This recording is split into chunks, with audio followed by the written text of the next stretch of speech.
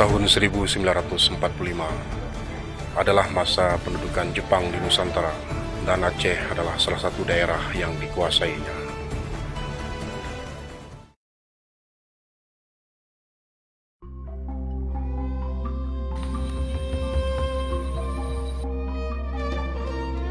Edi memilukan terjadi di Leusimpang, sebuah desa terdalam dan sebelah selatan Jinib, Kabupaten Biren.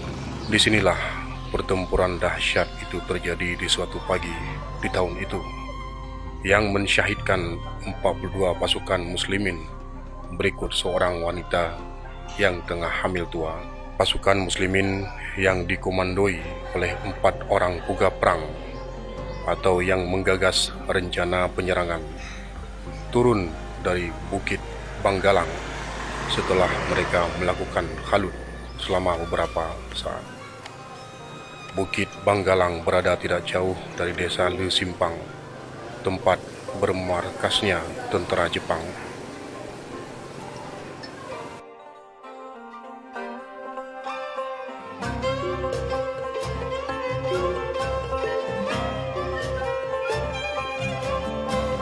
Orang jahit nya orang jahit ka cứ dạ cho cầm je di nan kam tapat Jepang orang tengok kan yang met ngambajina pedu ho kai pedu dengan met gelau be orang tengok hidup ni jadi ka baliknya cuma cok jenazah orang tengok ya duduk kenan bawa oleh lempolong jatuh mana tanam lah saya bawa hari pedu malam itu tu yun Yo dulunya karena peng halu karena orang yang sampai darah kan.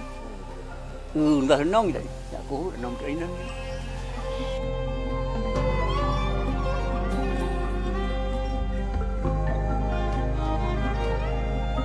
Pasukan muslimin yang mempersenjatai diri dengan pedang dan tombak memperteguh diri mereka dengan iman untuk tetap mengingat Allah Subhanahu wa taala dan melafadzkan syahadat menghadapi kafir.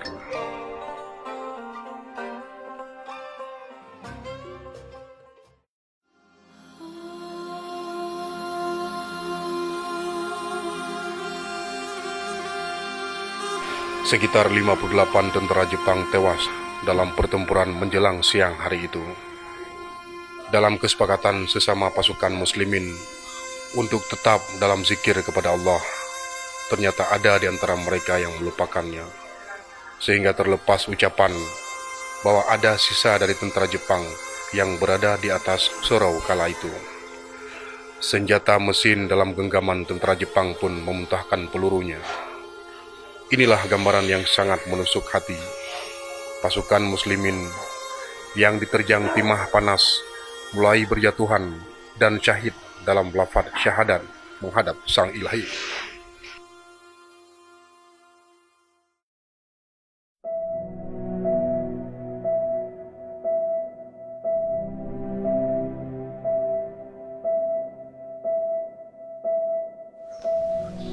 Jadi wadahnya Jepang di bertempat di Yu Melata, maknanya terbagian di Yu Melata.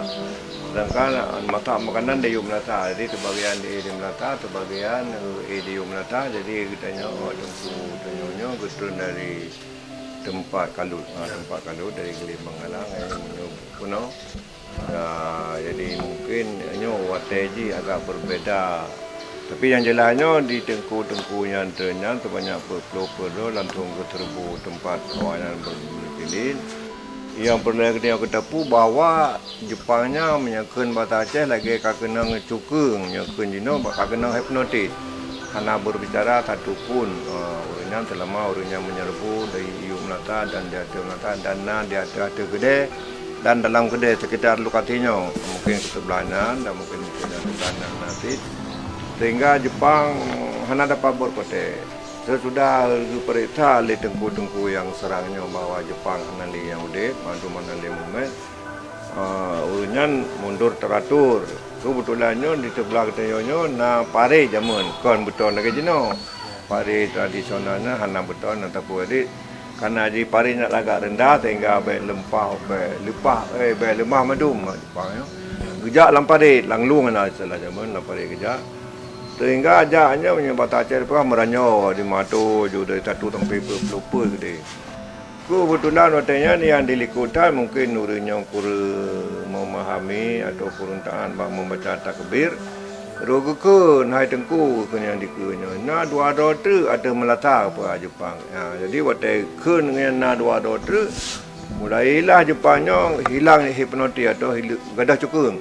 Sehingga ji otomatis dua dro ternyata berlima mana ditiram dengan turunnya semua mandu murunya kita pelopor mandu kenang sehingga syahid punya pada dekun syahid mandu mampu pelopor makanya di sekitarnya kan duduk kepegat di lokasi perkuburan Hanajo iaitu sebelah utara daripada Tengah duanya sehingga mandu murunya ketemu tabok kubu hana kepisah-pisah lah ya pun tirau rina mungkin nak kepisah tabak-tabak tago jadi lep pelopor le tapak itu mana-mana yang ban lagi menyatakan jino kan lagi kejadian main-main waktu tsunami di Banda Aceh ya kira-kira laginya lama waktunya hana kecepatan.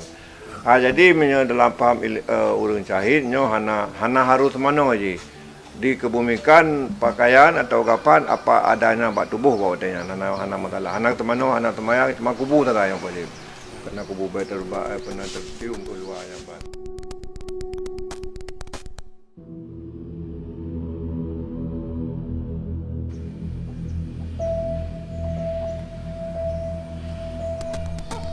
Para syuhada dengan bersimbah darah, seluruhnya telah kembali kepada Sang Pencipta dalam rahmat Allah Subhanahu wa Ta'ala.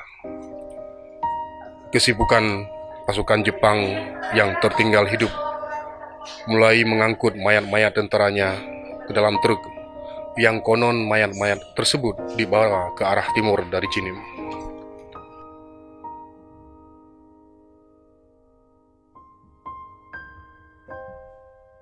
Nan dan ngai budi nan je nan nyobeli pemelata ke dia benih belang kan melata itu kabehi ben ku berada be betul yang betul pokoknya ke tabah tu kan tu melata insyaallah ke krum dia bedai mai dua idang melata ayu pedua krum ana tu urang klik ngan tu pedung tina KM pedua awak lebak panjau KM kemudian jino brand KM nya ji anu memantai kan Drum dia KM ke juga. Jino brand ni kan.